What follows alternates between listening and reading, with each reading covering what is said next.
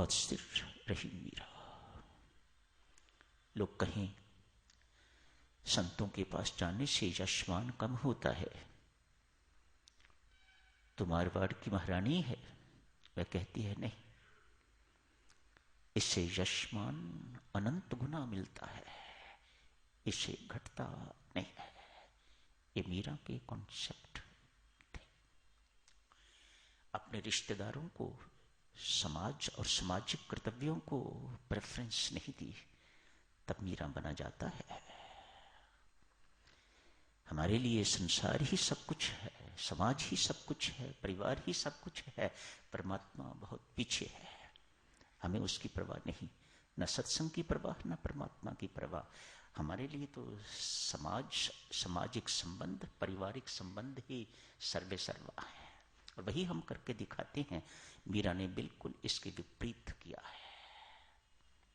मीरा का कॉन्सेप्ट था परमात्मा ही सर्वे सर्वा है, इसके साथ ही सारे संबंध हैं, और यही संबंध निभाने योग्य है। पत्नी के पीछे पीछे चलने वाला कभी भक्त बन सकेगा? कभी नहीं। परमात्मा के पीछे चलोगे तो भक्त बन सकोगे। मीरा ने ये सब कुछ करके दिखाया है। आज मीरा क्या सोचते हो, कभी भुलाई जा सकेगी? कभी नहीं। मीरा मरी नहीं, जीवित है। मीरा का मन मेवाड़ में नहीं लगता। जिसका मन परमात्मा से लग गया, उसका मन संसार से कैसे लगेगा? लग ही नहीं सकता।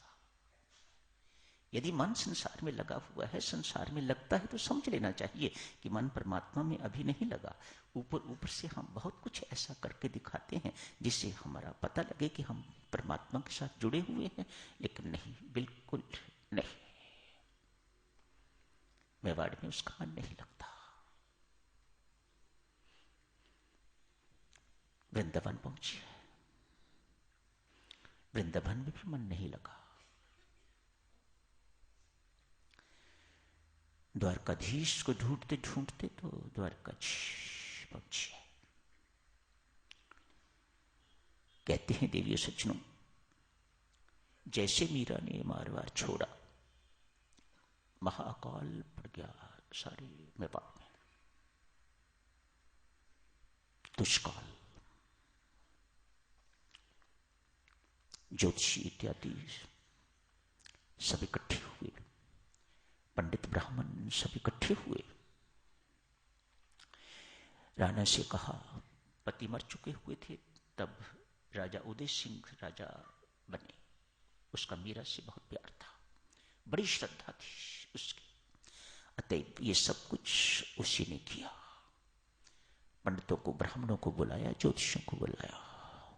ये दुष्काल कैसे दूर होगा? कैटेगोरिकली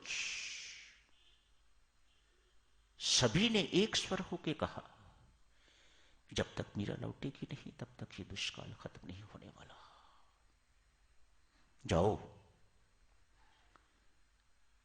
राणा राजा ने हुक्म दिया, जाओ मीरा को लेके आओ। ना आए तो वहां धरना दे देना, मुझे जिंदा अपना मुख ना दिखाना, मर जाना वहीं पर, बिना खाए पिए, राजा के हुक्म, बिना खाए पिए वहीं मर जाना उसके द्वार पर। मीरा के बिना लौटना नहीं, अपना मुख मुझे नहीं दिखाना। उदय का बहुत प्यार था मीरा के साथ, बहुत श्रद्धा मीरा के प्रति। चले गए द्वारकाधीश के मंदिर के बाहर, मीरा को जाके संदेश दिया,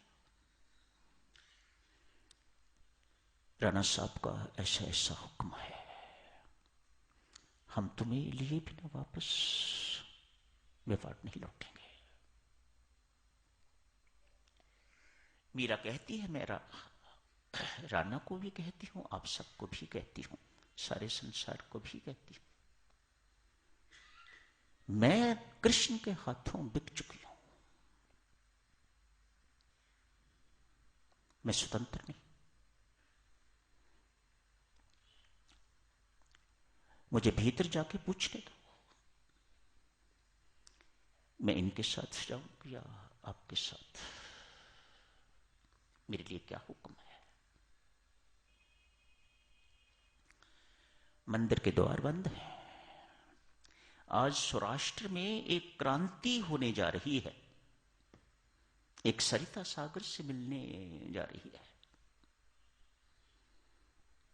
गोविंद गोपाल गा रही है, नाच रही है। कोई पुजारी वहां नहीं, कोई द्वारपाल वहां नहीं, द्वारकाधीश का मंदिर बंद पड़ा हुआ है। ऐसे समय में मीरा को संदेश मिला, मैं अपनी इच्छा से लौट नहीं सकती, मैं जिसकी हूं, यदि वह कहेगा वह हुक्म मानूंगी,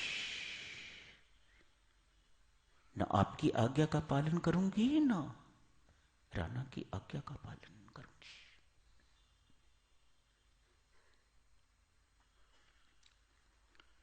बाहर द्वार बंद पूछ रही है, क्या मुझे भीतर नहीं आने दोगे? क्या कोई सरिता सागर के पास आके वापस लौटती है? कृष्ण, क्या मुझे वापस जाना पड़ेगा? जिस संसार को मैं छोड़ के आई हूं तेरे लिए, क्या मुझे उसी संसार में फिर